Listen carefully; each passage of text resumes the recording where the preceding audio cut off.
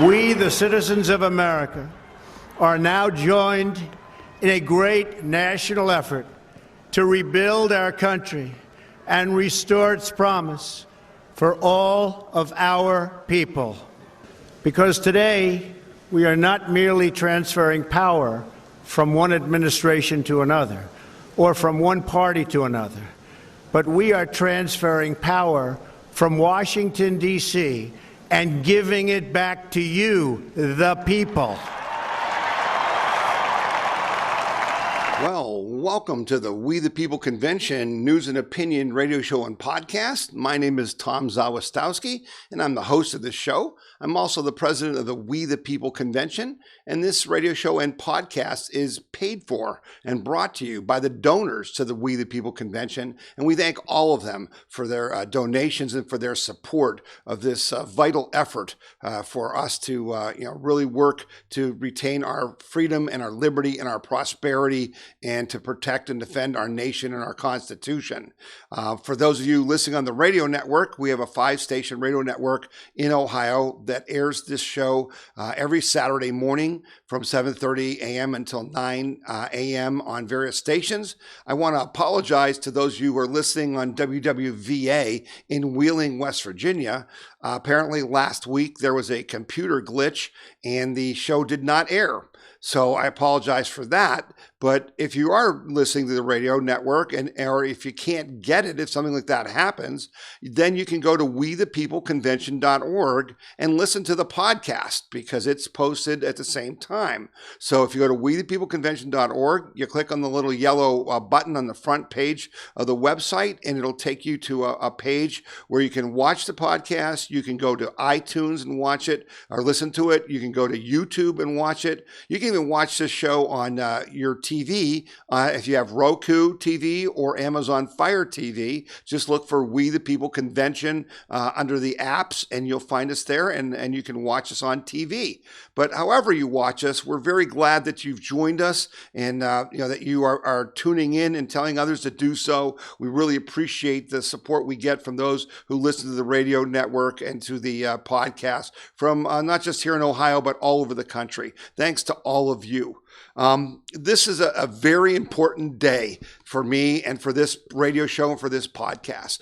For those of you who have not been listening, this will be very helpful for you to understand, what this is all about. But for those of you who a year ago and a year and a half ago listened to me when I explained that we were going to have to do something to get ready for the 2020 election because social media and big tech were going to ban us and they were going to take away the tools that we used in 2016 to win Ohio for President Trump and to win that election. And that has happened. That has come to pass. And so those of you who donated money, we raised $80,000, folks, last year, 2019, to build this radio network and to get this podcast in place so that we could do what? So that we could educate you and inform you and reach citizens over the public airwaves, which can't be controlled by Google or Facebook or Twitter. And to reach people on our podcast, not because we're putting it on iTunes or on YouTube, but it's on our servers where they can't touch it. And you can always get it at wethepeopleconvention.org. So what was the purpose of this? Why did we do this? Well, it's because we needed a way to communicate with patriots like you, like the people listening and watching this show and this podcast, so that you could know what you can do to join the fight and help us defeat the communist left and protect and defend our own personal freedom, liberty, and prosperity and our nation.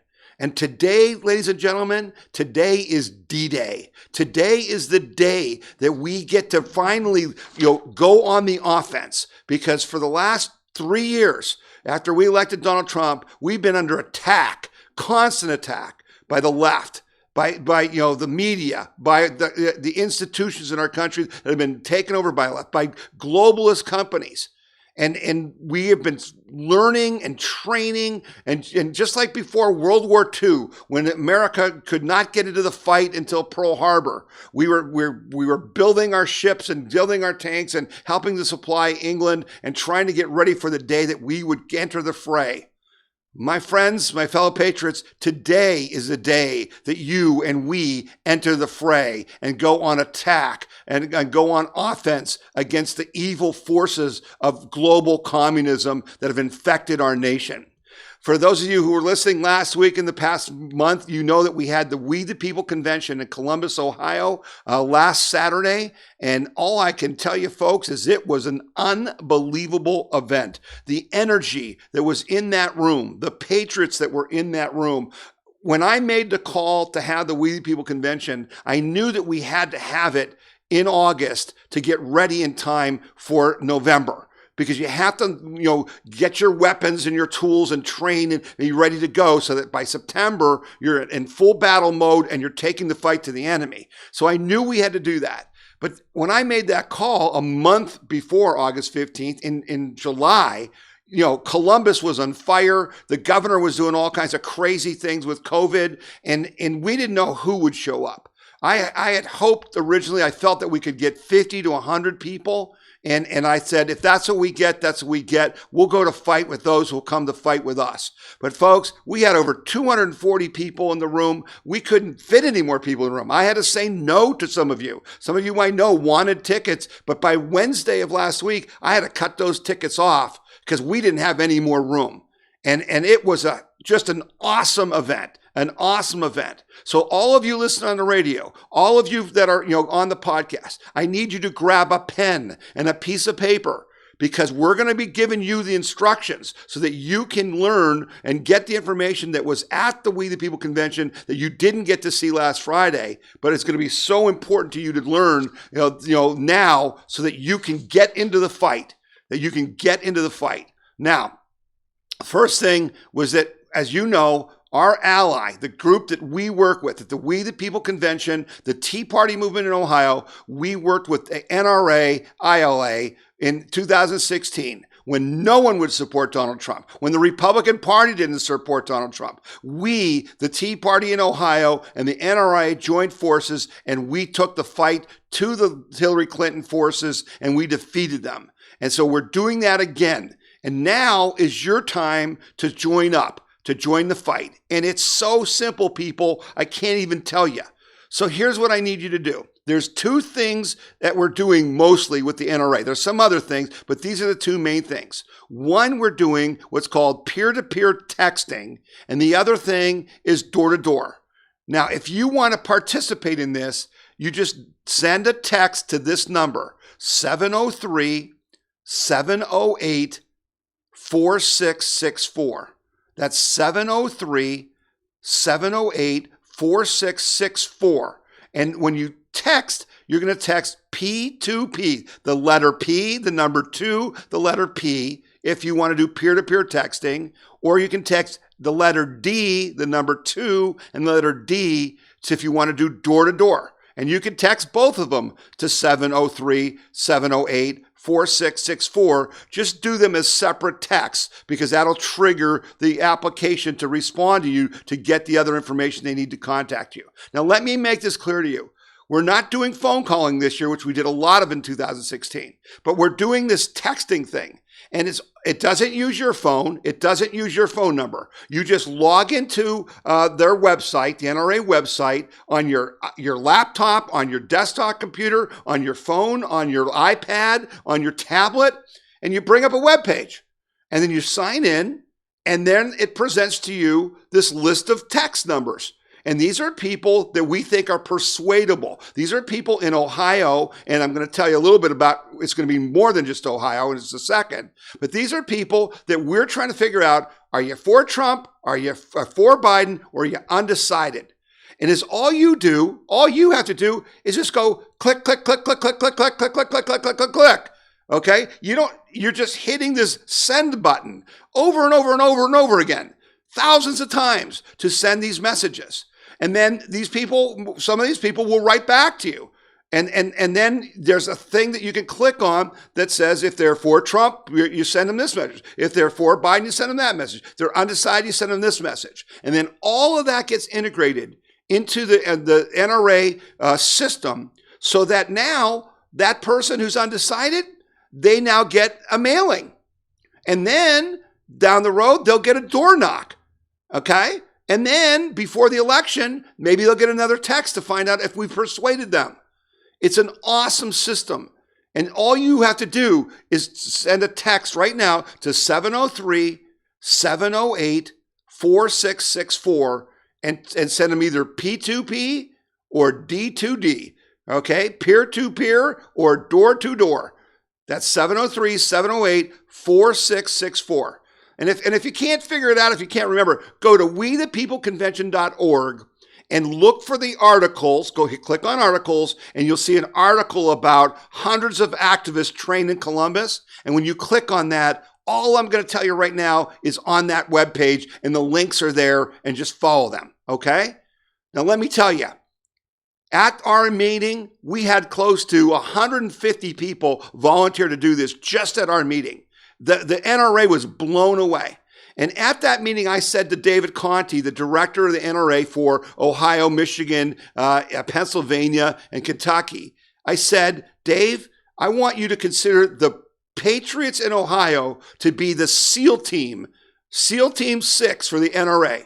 Because we know we got to win Ohio, and we're going to do the work to win Ohio. But we also know we got to win the other battleground states. And so we are going to drive enough volunteers so that we can not only do the texting and the door knocking in Ohio, but we're going to do that in other states. Well, lo and behold, which I didn't even know about this, but there was this big storm in the Midwest a couple weeks ago that really hit Iowa and Nebraska and I guess North Dakota, South Dakota, 100-mile-an-hour winds. So I'm talking to Dave Conti after the convention, and he tells me, Tom, just so you can see how important what you in Ohio are doing and what your volunteers mean to us and to President Trump's efforts, I just talked to my colleague in Iowa, and because of the storms, all of their volunteers are busy repairing their barns and their houses and things like that. Folks, go look on the web, look at at Iowa, and there were 14 million acres of corn and other crops flattened by 100-mile-an-hour winds. And the person in Iowa said, Dave, I can't do my calls. I don't have anybody to do my texting. David Conti said, don't worry about it. I've got people in Ohio who will do it. And he told me that he took the top 10 performers in Ohio who've been helping us in Ohio and said, I need you guys to do Iowa. And they started doing it earlier this week. And by the time you're watching this show, they will have those Iowan texts already sent. That's how you go on offense. That's how you fight the left. That's how we're going to win. Here's another way we're going to win. And this should excite all of you who are all over Ohio. You know those boat regattas that you've been seeing, these Trump boat things where there's hundreds of boats. I just saw one that had 1,200 boats that were going, with Trump flags and all that stuff. The media hates it. They don't want to cover it. But I know you've seen it on Facebook and stuff. Well, we're going to do something very similar. We're calling them Trump Train Road Rallies. And what this is we're going to say, okay, on this Saturday, we're meeting in this big parking lot. We're going to have everybody come with their cars. We're going to decorate them with Trump flags and Trump signs, those markers that you can write on your car that they use at car dealerships. And we're also going to include all the local candidates in your county because we don't, like I said to you last week, we don't want to just win the presidency. We want to defeat every Democrat in every race, whether they're running for dog catcher or president. Because if you vote for a Democrat, you're voting for the communists. You're voting for the communist overthrow of our nation. So we want in this Trump train road rallies, we want cars from every candidate in your county. And we're going to decorate them up, and then we're going to drive through the county. And we're going to do this every week until the election to show people that Trump has support and that you shouldn't be afraid to jump for him. Or you shouldn't be afraid to vote for him because he's going to win. The second thing we're going to do in these counties, in your county, is we're going to do sine waves. So we're going to alternate the road rallies and the sine waves. Some of you may want to do road rallies. Some of you may want to do sine waves. But the bottom line is these are very effective ways of getting exposures. See, and this is what we're trying to do. The whole challenge we have is that by being banned from Facebook and Twitter and Instagram, those are exposures. Right? That's what ads try to get. How many millions of people will see your ad? Well, we got to get exposures in different ways, but we can get a lot of exposures driving our Trump trains through your county and doing sine waves. So we're working with a group called Free Ohio Now. Free Ohio Now. And they're going to be coordinating this. And if you go to freeohionow.com, you'll see their website, and you can see which counties already have what we're calling Trump train conductors. Okay. And then you'll see, posted there, it'll tell you where they're going to meet and how you can be in this Trump train. Now, there's some counties we don't have. I want all 88. I want all 88.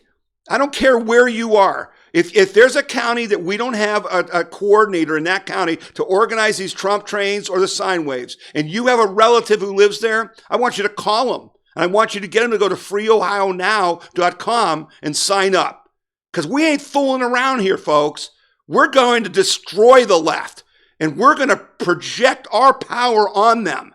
And we're going to show them that there's a lot more of us than there is of them.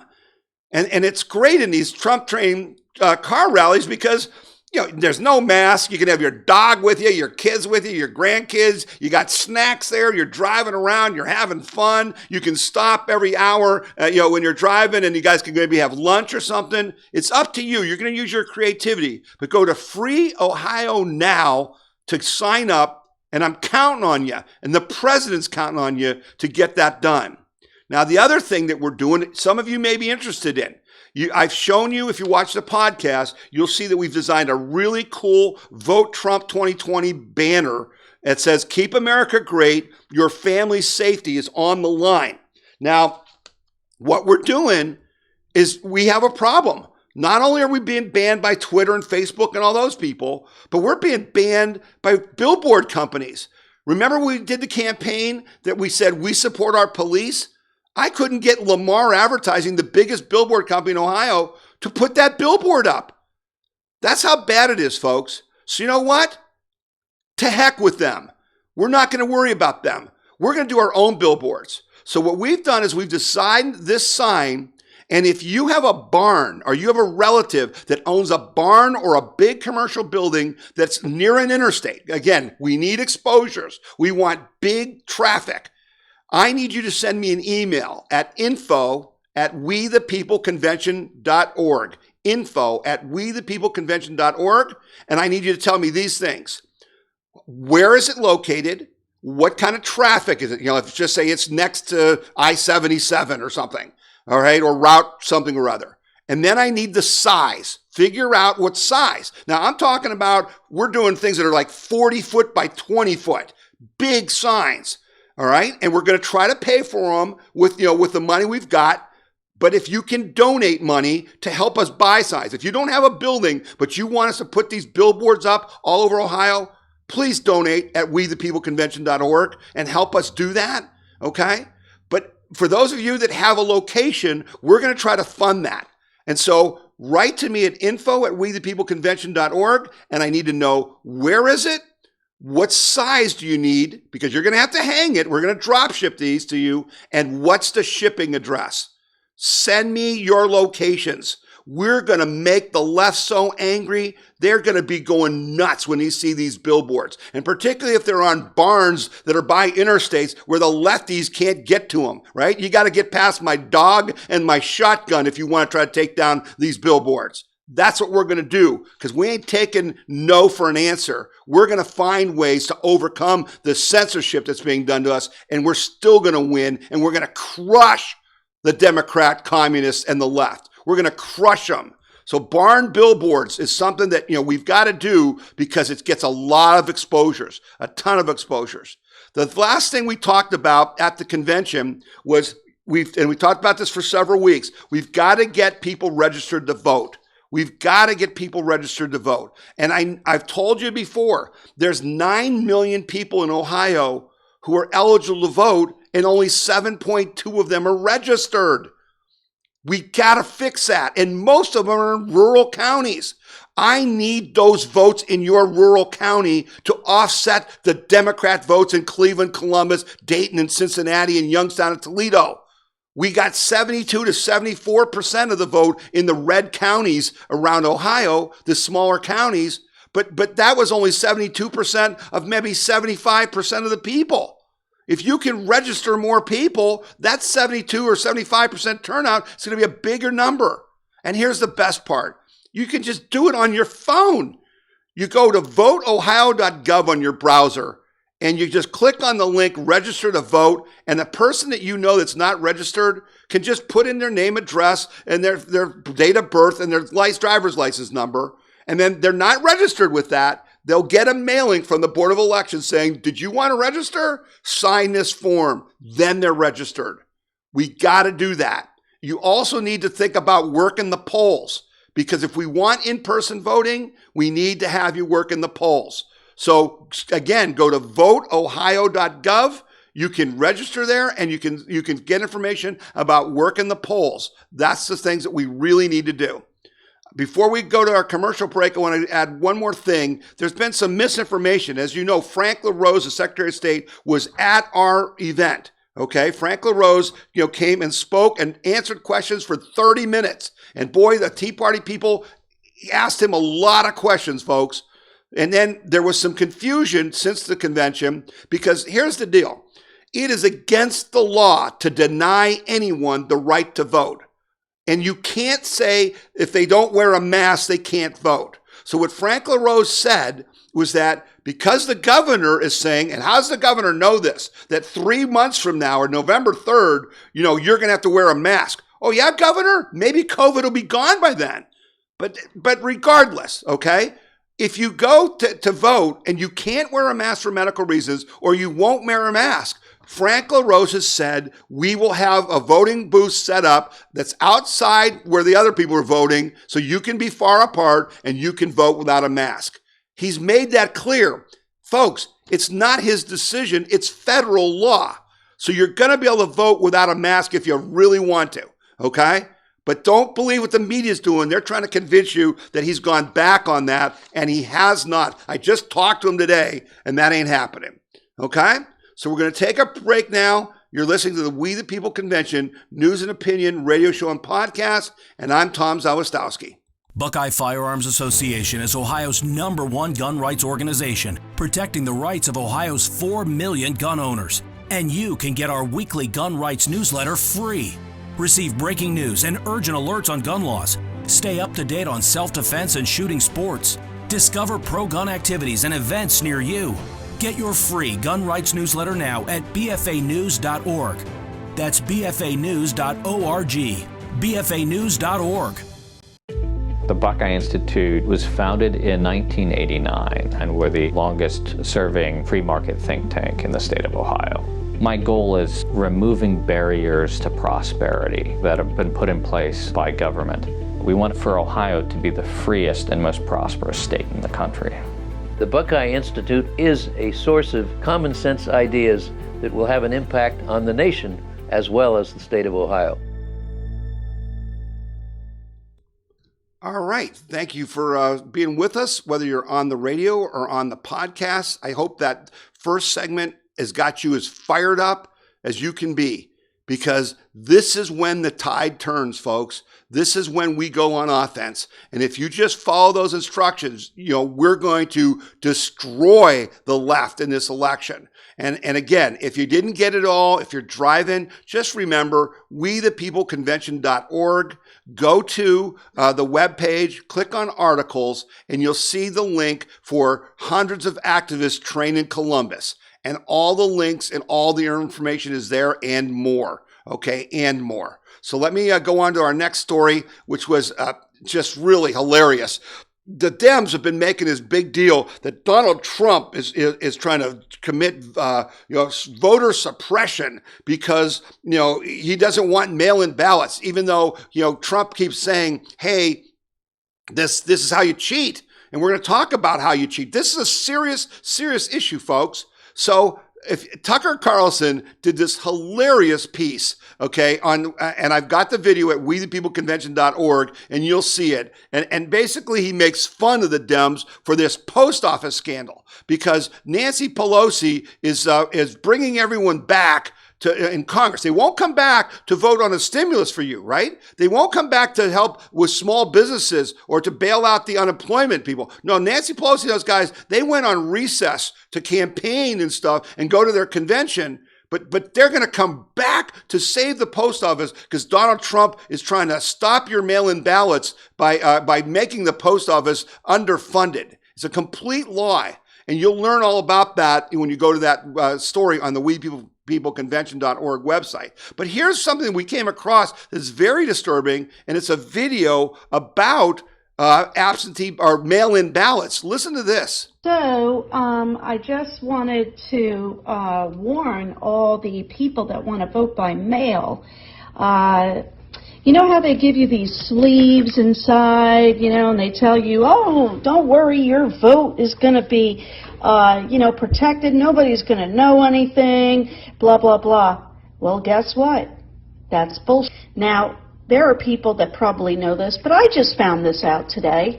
So I'm thinking, okay, I put my vote in, I did the protective sleeve and all that, and that's what the back looks like.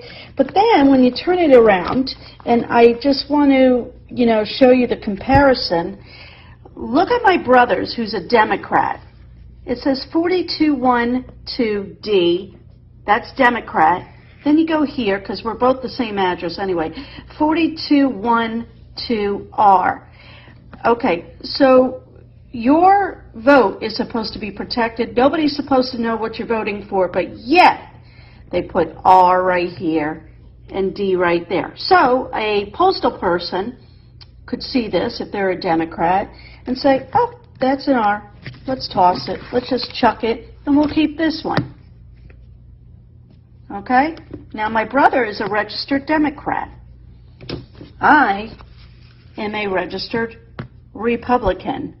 It is very important that we take these and bring it to the voting places and vote by person. Do not vote by mail. So listen to that. This woman is showing that on the outside of the envelope, not where your ballot is if you do a mail-in ballot, that's inside the envelope. On the outside, the code indicates your party affiliation. And I've talked to an Ohio Board of Elections director today and said, is this correct? And he says, yes, I have some concerns about what's on the outside of the envelope. Well, I've got some bigger concerns. You know what the bigger concern is? The bigger concern is that the Postal Union just endorsed Joe Biden.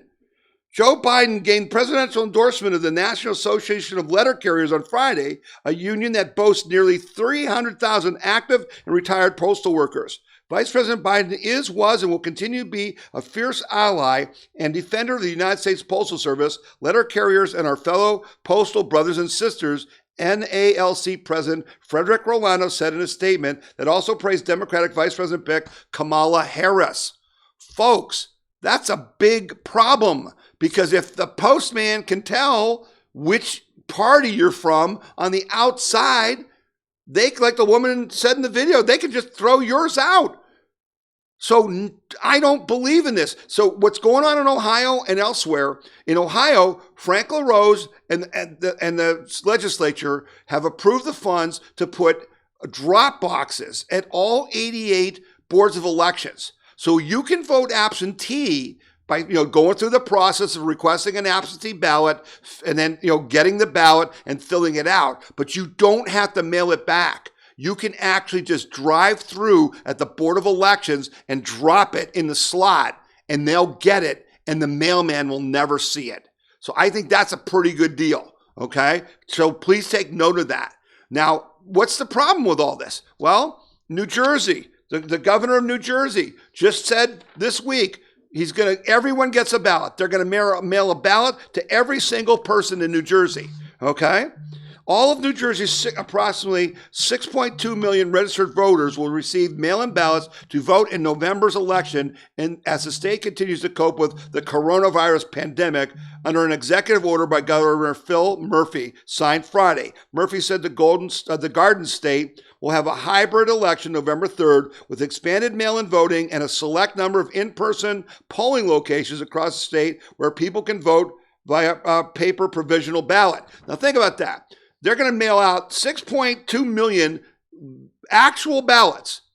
And then if you want to vote in person, there's only going to be a few places to vote, and you got to vote provisional, which means it doesn't get counted unless the race is so close they need to be counted. That's garbage. That's wrong. And so the Trump campaign is suing New Jersey, okay? And basically they're saying that the Trump campaign suit argued Murphy's order violated citizens' rights to vote because universal mail-in voting can lead to large-scale voter fraud. It further alleged the power to change New Jersey's election law belongs to the next state legislature. The Trump campaign has also taken legal action in the Midwest, where several Iowa counties sent out pre-filled forms to all their residents. Forms included their voter PIN and driver's license numbers. Right? What are you talking about?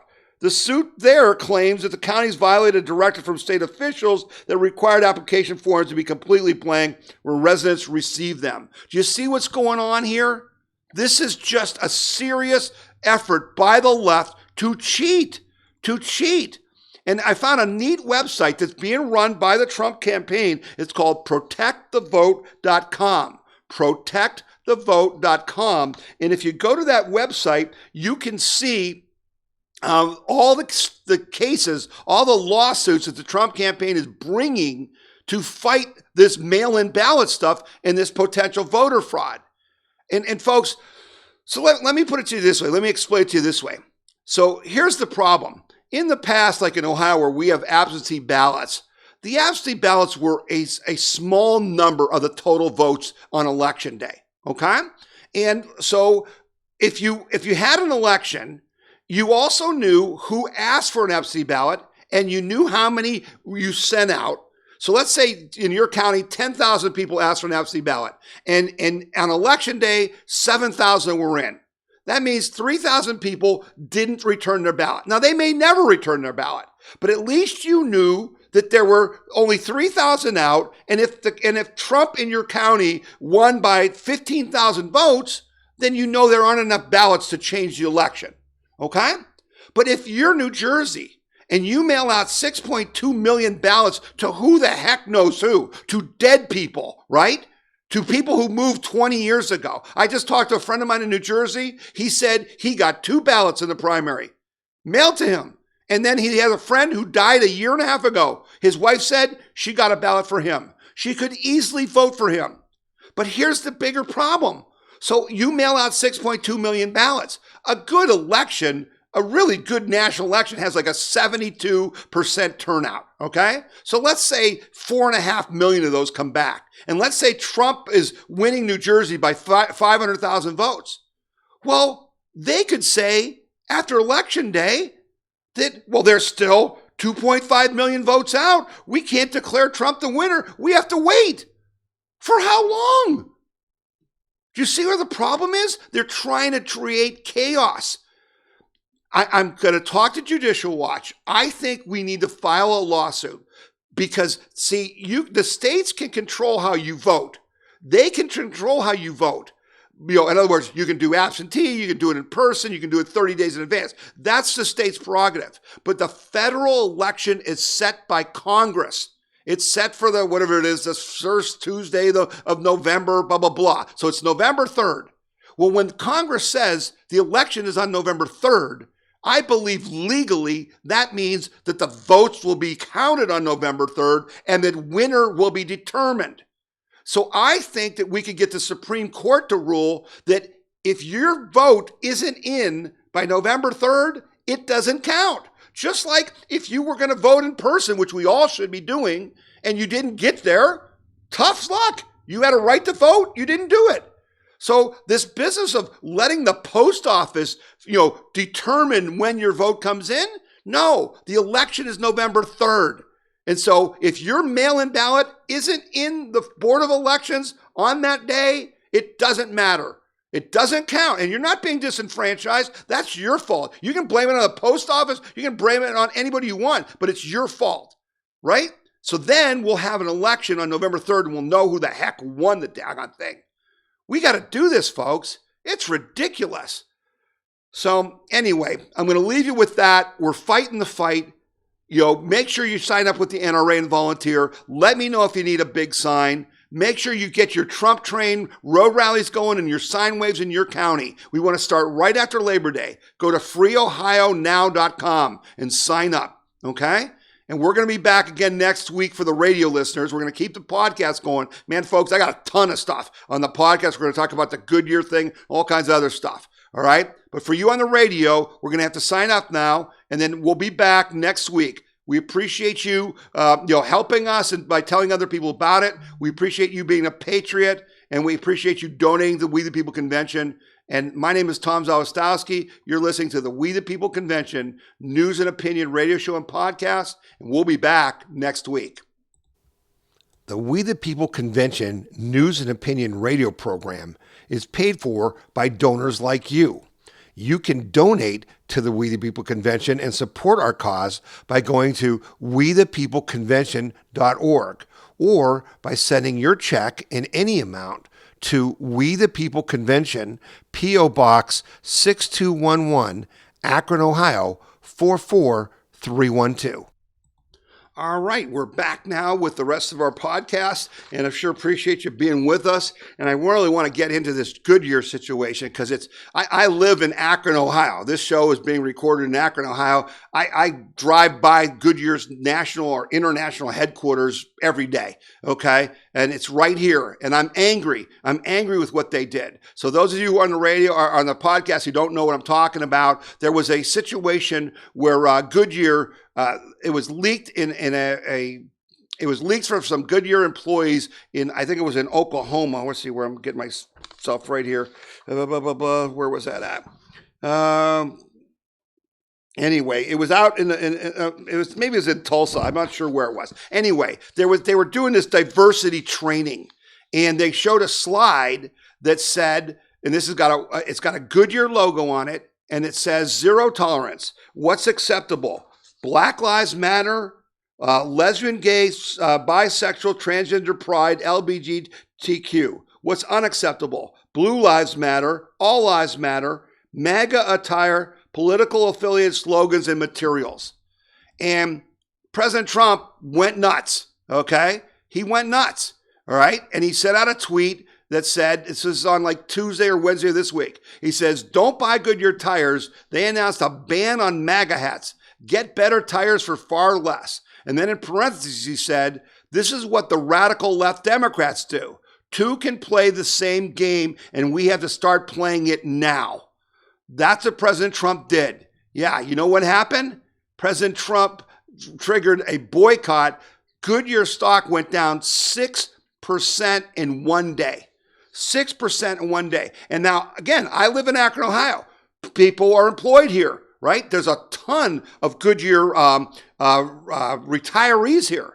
But folks, this is war. I know you don't like boycotts. I don't like boycotts. But when it's in war, when the Nazis are bombing London with V-2 rockets every day, you can't tell me that it's wrong for us to firebomb Dresden. For those of you who are younger, go look it up or talk to your grandparents. They'll understand. This is war, and Trump is finally teaching us how to fight back. And then what happens was Goodyear comes out with this statement when it happened, saying, yesterday Goodyear became the focus of a conversation that created some misconceptions about our policy and our company. And in their statement, they said, first, the visual in question was not created or distributed by Goodyear Corporate, nor was it part of their diversity training class. Uh-oh, big mistake. You're a bunch of liars. And oh, by the way, I just found out that's Topeka, Kansas. And guess what happened the day after Goodyear put out that lie? Yeah, the audio of the event came out. Here's the audio of that same training session. You tell me if this is corporate or not. Zero tolerance policy. Some people may wish to express their views on social justice or inequity or equity issues such as Black Lives Matter or LGBTQ pride on their face covering shirts or wristbands. That will be deemed approved because it complies with zero tolerance stance. However, if any associate wears all blue White Lives Matter shirts or face coverings, that will be not appropriate. The unidentified speaker says the rules were created to make a better work environment. So there you go. There's the audio. I hope you could hear that okay. All right. But basically, you could tell in the guy's voice he's a manager who doesn't want to have anything to do with this such social justice garbage, right? He's being forced to do it. But you and I need to fight back and force them not to do this stuff. And so I want you to call Goodyear, 330-796-2121. I tried calling today. Their public relations number was the mailbox was full. The operator couldn't answer the phone. They're getting slammed. But keep calling them at 330-796-2121 and say, listen, wake up. Black Lives Matter is a Marxist organization. Can't you morons go look at a webpage? You are undermining capitalism. Tell them the truth. This is stupid, and they're stupid. And we've got to stop doing this in our country. And so, President Trump took some heat. Oh, he's boycotting an American company and he's going to cost American jobs. You know what? The people who work at Goodyear, like us, feel the same way. They don't like their management doing it. And they leaked this because they wanted somebody to do something about it, and President Trump did. We've got to fight back, folks. We've got to fight back. And so I was glad that President Trump did that. All right? Anyway, I talk about fighting back. Here's a great story that just came out this week. And again, the media doesn't cover it, but AG Barr announced initial results of the federal efforts to help stop crime in Democrat-run cities with Operation Legend. Attorney General Barr said Wednesday that federal agents helped make 1,485 arrests as part of the 9-city anti-violent crime Operation Legend. Barr said 1,000 state fugitives were arrested during the operation and 200 people faced federal charges, many of them for illegal guns. The operation coincided with the anti-riot deployments to Portland, Oregon, but Barr did not offer details on arrests there.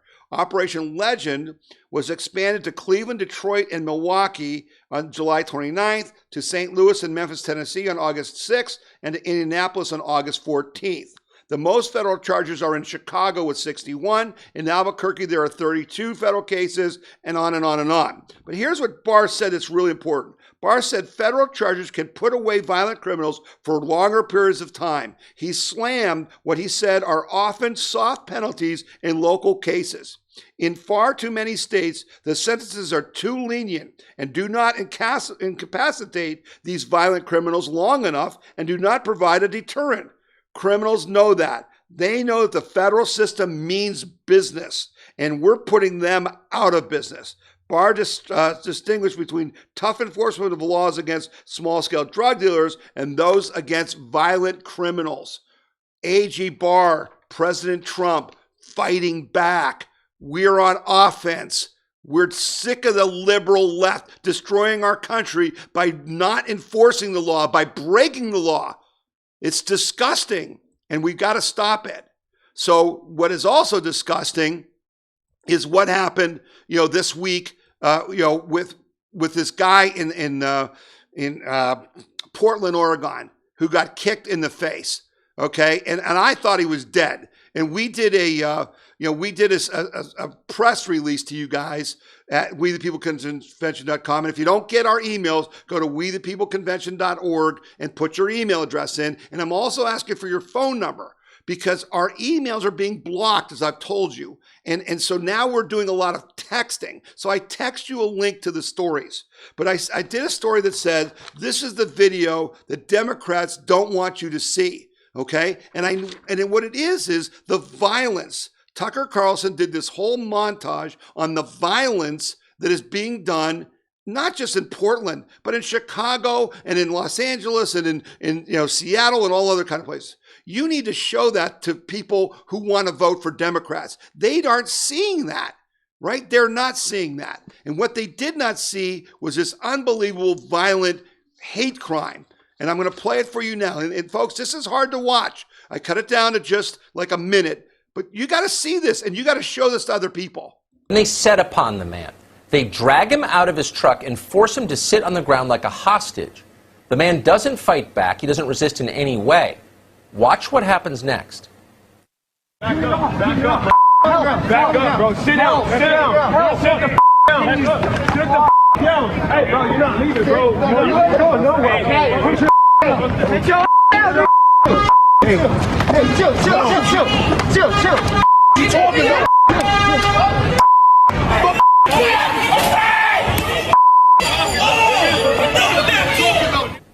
It's hard to watch. They nearly killed him. They beat him unconscious.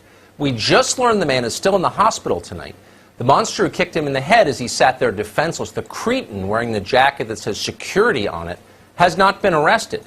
Many on the internet seem to know exactly who he is, but as of tonight, no arrests at all. That's what Portland, Oregon is like right now. A major American city has fallen to the mob. We've got So there you have, a major American city has fallen to the mob. That guy intended to kill him, and we thought he had died. There was a lot of misinformation that he had died. Thankfully, he's alive. But I had asked all of you in our email, and we generated a lot of calls to call the Department of Justice and to call the White House and demand that the Civil Rights Division of the DOJ arrest that man and all the other people that were in that video and charge them with a hate crime. This is important. I'm asking you to go to justice.gov and write to AG Barr, and you can even go to the contact section and pull down the link that says Civil Rights Division. Eric Holder, that racist attorney general under Barack Obama, it went and just changed the law. He basically said that the civil rights laws and hate crimes are only there to prosecute whites who do something against blacks or other minorities. That is not true. And AG Barr keeps saying he wants to reestablish the rule of law. We need to have these black BLM members charged with hate crimes against whites because, folks, that's what's happening. They kicked that man in the head like they were trying to kick a football. I'm surprised it didn't take his head off. And he did it for one reason, because the guy had white skin.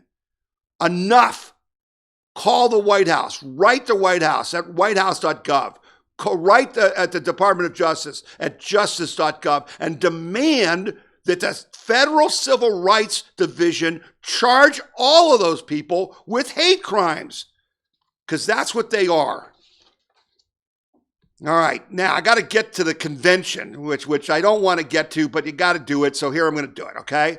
So the Democratic convention is a joke. The broadcast ratings are off by 48% from 2016. Let me read this to you. The Democratic National Convention drew 6.1 million viewers on broadcast television, that's ABC, CBS, and NBC, on Tuesday night, and marking a 48% drop from the second night of the convention, which was in 2016. Nielsen Media Research numbers came after broadcast ratings dropped by 42% on Monday night when compared to the first night of convention in 2016. So they were off by 42% the first night, 48% the second night. Now, if you take in the cable stuff, which includes MSNBC, CNN, and Fox News, the total viewership of the first night of the 2020 convention was 18.6 million, an overall decrease of 27%.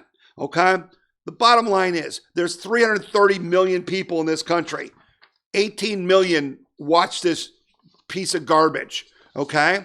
And everybody that I've talked to, I'm not watching it. Why would I watch people who are known liars? Why would I watch people who lie to me, have lied to me, look me right in the face and lie to me? There's no reason to watch that. Okay? But Byron York, who I really like, he's with the Washington Examiner. I think he's one of the few real journalists still left out there. He had this review of night 2. He said, the first night of the convention was a complete mess, both as politics and as a show. The CNN commentator S.E. Cupp called it a sad telethon, which unfortunately for Democrats was spot on. He then said the second night started the same way. The convention had ended its first session with an attack speech from former First Lady Michelle Obama. Night 2 started where that left off with former Deputy Attorney General Sally Yates. You remember her as the one of the Obama appointees who weaponized the Justice Department in an attempt to undermine the incoming Trump administration? Yeah, in her speech, she had the chutzpah, Jewish word chutzpah, to accuse President Trump of weaponizing the Department of Justice. Are you kidding me? Then came former President Bill Clinton, who accused Trump of abusing the Oval Office. Anyone who has read the Starr Report had to shake his or her head at that one. The Oval Office was a favorite meeting spot for President Clinton and Monica Lewinsky during their sexual dalliances and that threatened Clinton's presidency. And he's accusing Trump of misusing the office. Are you kidding? And then came the tired testimonials. The convention offered more attacks on Trump, which doubled his endorsements for nominee Joe Biden from Colin Powell, John Kerry, Cindy McCain, the widow of John McCain. They were the standard issue stuff. But his testimonials for the 77-year-old Biden coming from an 83-year-old Powell, a 76-year-old Kerry, and the wife of John McCain, who would have been 83, they mostly served to remind voters that Biden is a man of the past. Biden is a man of the past. Folks, everyone that's telling me about this convention is telling me that it's dark, that all they have is the negative things to say. No one's going to vote for you. I've been in sales all my life. No one's going to vote for you when you're just negative. Even in 2016, when Donald Trump was talking about all the things that Obama did wrong, right? He still painted a vision of how great America was going to be. The Dems didn't get the memo. They're just dumb. But most of all, Joe Biden is just a mess. And people, he's supposed to, have his speech. I think his speech is going to be recorded, which is just going to reinforce the idea that he's not capable. Trump is going to speak live. If Biden is recorded, he's going to look like a fool. Okay? But he always looks like a fool. And here's a perfect example. This is really short. Listen close. Listen to this. You know what I'm saying? You're telling me? I got 4 kids, 5 grandkids. Come on. I'm an expert. Yeah, that was an interview he did with a former stripper, okay, who's now like a rap star. And he didn't meet with the media before the convention. First time, Chris Wallace said it's the first time a candidate hasn't met with the media before their convention in his entire experience of like 50 years. But Joe Biden did this interview with this woman who's a rap star. And in it, he said, you're telling me I'm an expert. I've got 4 kids and 5 grandkids. Only one problem, Joe. You got 7 grandkids. Never mind, right? It's just so stupid. And then the final thing about the convention that's stupid is this. So because it's virtual, they're doing like a Zoom meeting, and they have these people on the screen from all over the country. And so when people are speaking, they will go to this screen that has like 30 or 40 pictures of people clapping. So when Kamala Harris was doing her speech, since the Democrats can't have an audience in a convention hall, one of the lame things that the Democrats have been doing has been adding, after people give their speeches, is a montage of 30 people clapping individually from wherever they are. On Wednesday, the Democrats just showed how lacking they are in enthusiasm for Kamala Harris when apparently they weren't even able to scrape together 30 people to clap for Harris at the end of her speech. On the Zoom call, they went and had the same people on duplicated over and over. They would use the same people because they couldn't even get 30 people to clap. That's how inept this is. So you're not missing anything. They aren't going to win. The only way they win is if we let them steal it. And if we take the actions I've talked about early in the show, we're not going to let them steal it. All right, let me do two more things before we take a break. I want to cover the situation in Ohio as far as high school sports. Mike DeWine, gave the go-ahead, quote unquote, to fall sports this week. And basically, the Ohio High School Athletic Association said in a press release that the schools are going to start playing all contact sports, everything or go. You can start playing in the fall, you can start playing in the spring, whatever you want to do. But the bottom line is, you pushed back. The reason DeWine backed off, and here's the key phrase, additionally, there will be no testing of student athletes unless they show COVID-19 symptoms. See, before DeWine was saying every athlete has to be tested 3 days before every contest, and if even one kid tested positive, the game was off. You went nuts. That's what you needed to do. He backed off, and now you got sports. That's an important step. Now, our friends at the 1851 Center for Constitutional Law, Maurice Thompson, sent a letter that I distributed, again, via email and text to you. And I did put it on Facebook and Twitter and stuff, even though they shadow banned me. But it is important for you to look at because they basically said the orders forcing masks on school children is largely unenforceable. Parents should be mindful that children in schools may avoid the facial covering mandate by taking advantage of any one of the vaguely and poorly written exemptions. And so here are the exemptions. 1, any child with any medical condition is exempt from the order. Notably, the grammar of this exemption does not limit it to respiratory conditions alone. Facial coverings may be removed when necessary for instructional purposes. Notably, there is no standard for determining necessity. Facial coverings need not be worn when a mask break is deemed necessary by the educator supervising the educational setting. Notably, there is no limit on the timing or duration of a mask break.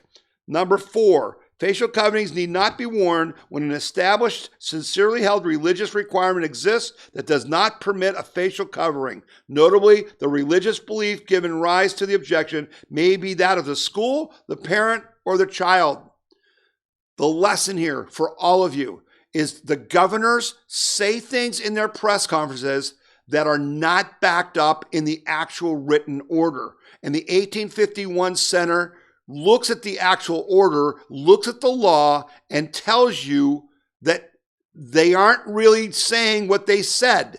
Okay? So again, this last one, when an established, sincerely held religious requirement exists, that does not permit a facial covering. Notably, religious beliefs giving rise to the objections may be that of the school, the parent, or the child. You know what that means? Private Catholic schools or Christian schools could say, we ain't wear no stinking masks.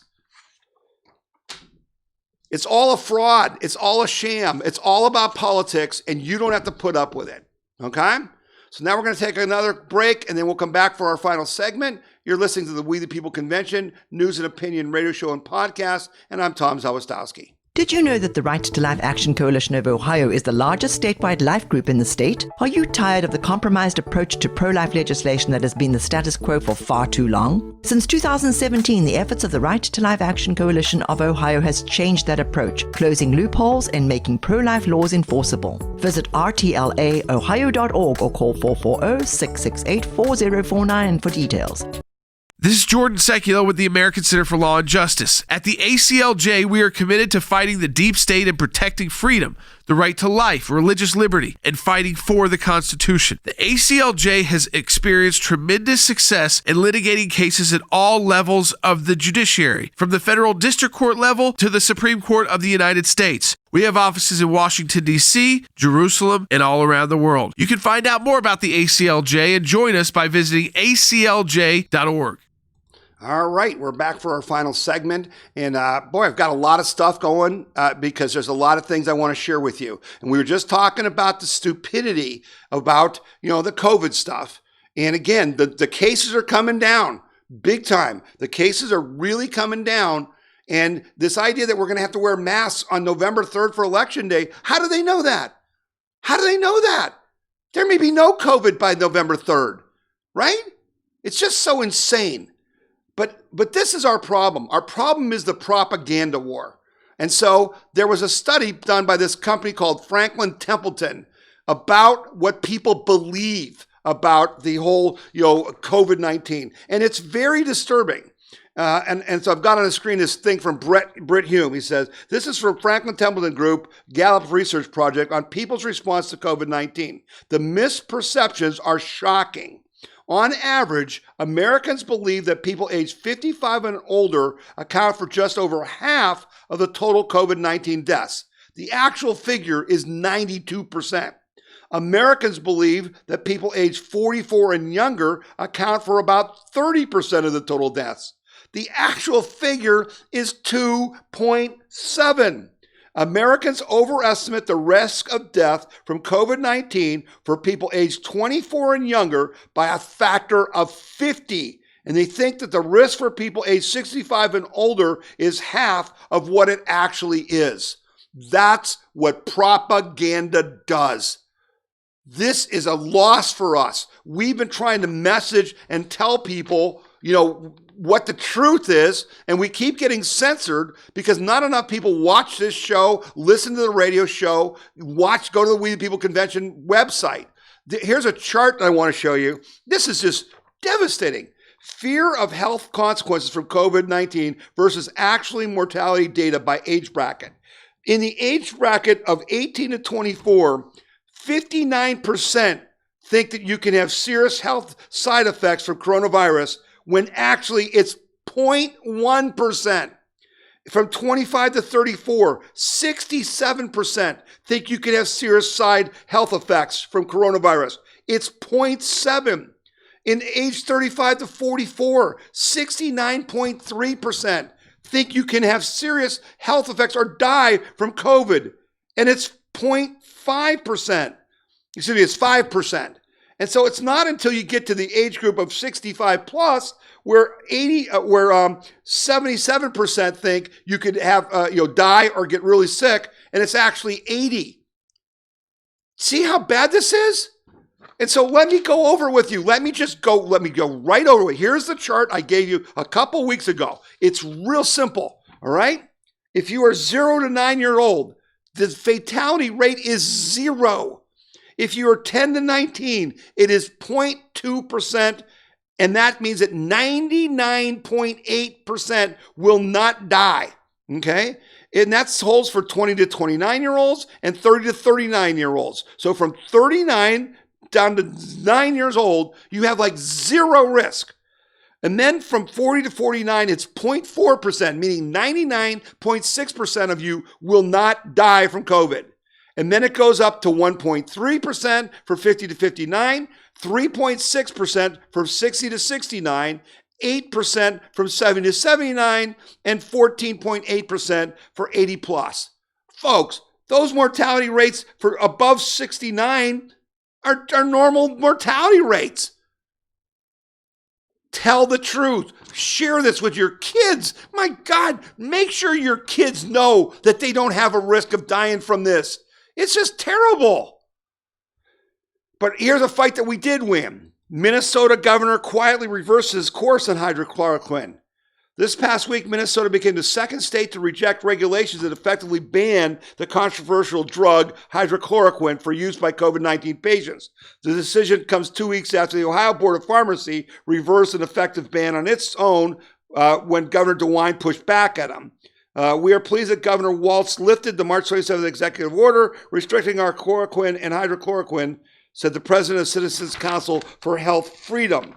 The reversal by Walz, a first-term Democrat, clears the way for doctors to prescribe hydroxychloroquine, a drug commonly used to treat malaria and other conditions, but one of the FDA has declined to recommend for COVID-19. Folks, at least he's a Democrat. At least we're moving in the right direction. But Rush Limbaugh did a story this week that I think just puts it all in perspective. An amazing story. He's talking about Uganda, okay? Uganda. Uganda has 42 million people. That's its population. There are lots of mosquitoes in Uganda, and hydroxychloroquine is used every day and all the time in Uganda for malaria. Okay? And they have a huge malaria problem spread by mosquitoes. So hydroxychloroquine is used by everybody. Okay? Do you know how many deaths have occurred in Uganda since the pandemic began? 42 million people. Ohio has 11.6. So it's like 4 times bigger than Ohio. Yeah, they've had 13 deaths. 1-3. 1-3. Okay? Ohio's at like 3,000. Why is that? Well, because they're taking hydroxychloroquine. And here's the point that just drives me crazy. They've only had 1,500 coronavirus cases in Uganda. And yet we won't let people take this? This is a drug, folks, that has been taken by billions of people for 65 years.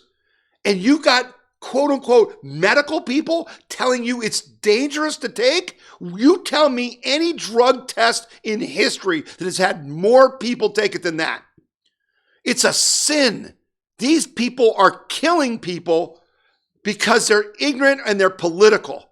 And the whole thing about the schools and the athletes, and Major League Baseball, NFL football, all they have to do is start taking hydroxychloroquine and they wouldn't even get the disease. Not to mention the fact they wouldn't even die from it anyway. We're so stupid. It's disgusting. Anyway, a couple more stories, we'll wrap this up. This is a concern for me. Military investigates reports of a drone flying near Air Force One. The Air Force is investigating whether a small drone flew close to Air Force One as it came in for a landing at Joint Base Andrews, Maryland on Sunday following President Trump's weekend trip to New Jersey. This is just the past Sunday, okay? And several passengers accompanying the president described seeing a small drone. Bloomberg News reported the drone was yellow and black and shaped like a cross and flew off the right side of the plane, a modified Boeing 757 used when an airport cannot accommodate the larger VC-25A aircraft. We came very close to hitting it, said Sebastian Smith, who had a window seat on Air Force One. Defense against small drones has become an increasing priority for the Pentagon in recent years, especially as the systems are easy to obtain and use. Remember, we had someone shoot at a military helicopter in Virginia from that same base 2 weeks ago. Now this drone. Folks, I beg you, pray every day for the safety of our president. You know that attacks are happening. They aren't going to tell us about that.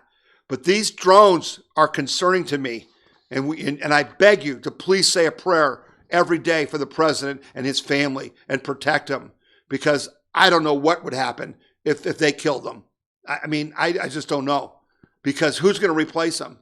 The only person I could think of and would trust would be Jim Jordan. So just say a prayer. All right, on to some better news, some happier news. This is good news.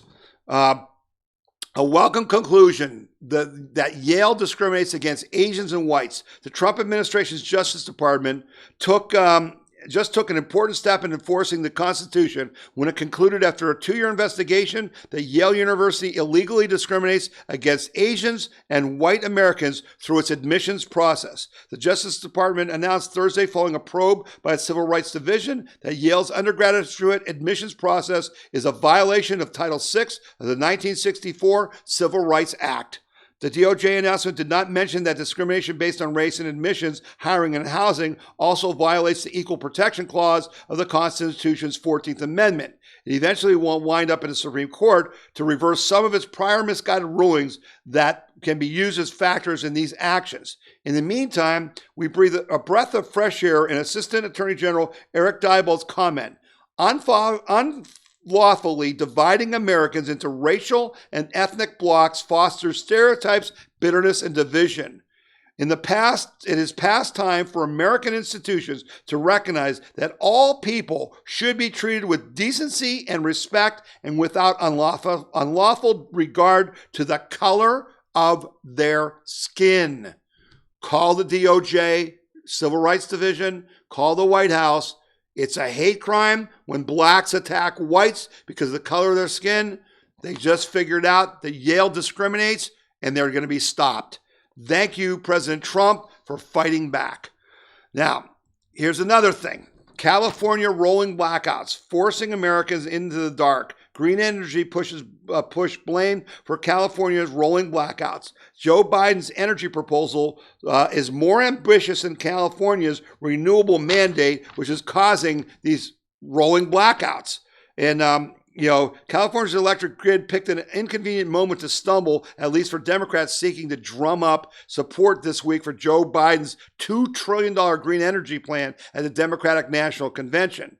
The Golden State's ambitious renewal portfolio standard is coming under fire as the state's energy grid buckles under the strain of an oppressive heat wave, prompting rolling blackouts that have left millions without power as the state moves to replace nuclear and natural gas as energy sources with solar and wind. Good luck with that, you morons. California seeks to generate 60% of electricity via renewables by 2030, but Biden's Green New Deal is even more aggressive, calling for 100% carbon-free grid by 2035 to meet the existential threat of climate change while creating millions of jobs with a choice to join a union.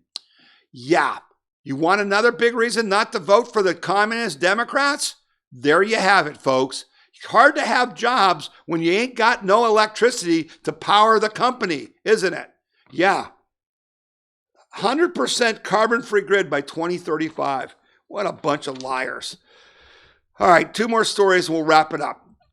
This story, I'm showing you a grid from San Francisco where they are showing, we talked last week about New York having a huge exodus from, the people moving out of New York because of COVID and crime and all that. San Francisco has, let's see here. Online real estate company Zillow released new statistics shining a stark light on the issue this week.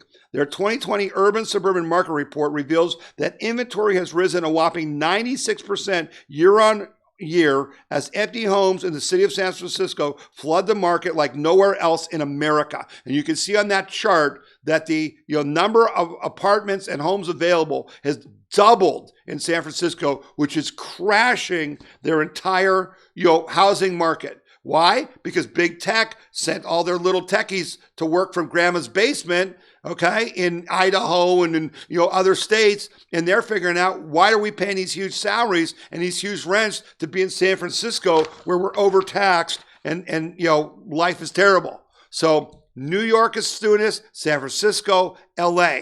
Our problem is we got to figure out a way that when these people move to Texas or to Ohio, to stop them from voting like they voted in California.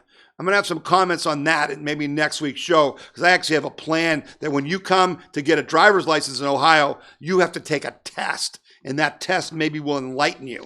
One last story, and folks, it's a big story, and I really want you to understand how big a story it is, because we have said this all along. If Donald Trump cured cancer, he would get no credit, okay?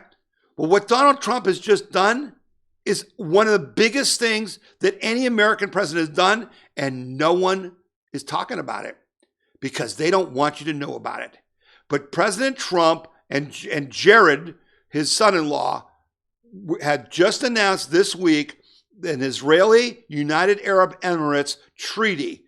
That is a big deal. The treaty between Israel and the United Arab Emirates is a big deal. The agreement announced Thursday in a joint statement from the White House called the Abraham Accord means that Israel will now have diplomatic and economic relations with a country that had not recognized it. In return for recognition and relations, Israel has pledged to suspend its ambitions to annex parts of the West Bank.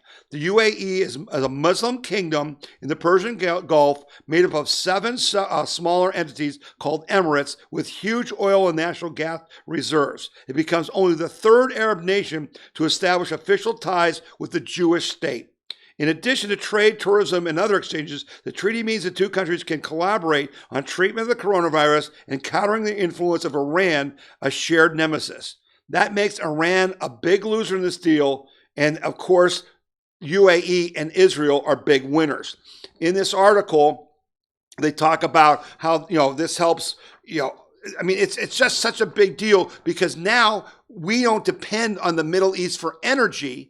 and we don't have to fight their battles for them. And now they're starting to create alliances to fight their battles themselves between the Sunnis and the Shiites, between the Iranians and these Arab Emirates and Saudi Arabia and all that. But I did want to read you this last thing and then we'll wrap up. The big winner is Donald Trump. Since his first presidential campaign, Trump has promised to deliver a peace deal for Israel and has expanded efforts into reaching an Israeli-Palestinian accord to no avail. Although this isn't the deal he initially wanted, now he can legitimately claim credit for helping achieve a historic Israeli treaty. In Trump speak, this is a clear win, and it is a boon for Jared Kushner, his son-in-law and top advisor, who has succeeded here after failing to secure an Israeli-Palestinian peace deal and drawing criticism for his management of the coronavirus response. It is also helpful to Trump in an election year, in a campaign where Israel has come up repeatedly. Trump can position himself not just as a staunch ally of the Netanyahu government, but as a regional peacemaker. It's not likely to shift votes, though. Trump voters already see him as pro-Israel and probably won't have changed their minds, while those who oppose the incumbent generally dislike him on issues that range from far from the Middle East. Big win for Trump, huge peace treaty without us sending troops. Without us sending troops. That's why you got to reelect Donald Trump. That's why you've got to go back to the beginning of the show and you got to volunteer with the NRA, right? And you got to, text, P2P for peer-to-peer or D2D for door-to-door to 703-708-4664. That's P2P to do the peer-to-peer texting or D2D to 703-708-4664. And you got to, let me know at info@wethepeopleconvention.org if you want a big Trump billboard for a barn that's near an interstate or a big commercial building. Send me the size and the location and the shipping address, and we'll try to get you one of those. And then go to freeohionow.org. Go to freeohionow.org and sign up to do the Trump train rallies in your county and the sign waves, because folks, that's going to get more impressions than anything else we do. It's so important that we have these tools and we use them, and they're easy and fun for you to do. What is the price of freedom to you? Will you do these things? If you will not, we're not going to win. It's up to we the people. We got to fight. We can't wait for somebody else to fight for us. And I know you will, because I saw those people at the convention last week and they had fire in their eyes, folks. They had fire in their eyes. They were ready to fight and win, and we're going to fight and win. Let me tell you, we're going to fight and win.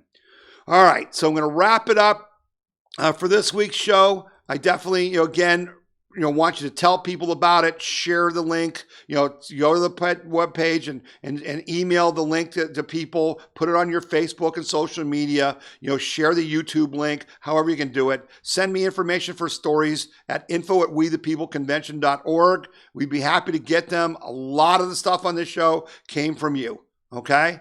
But you're listening to the We the People Convention News and Opinion radio show and podcast.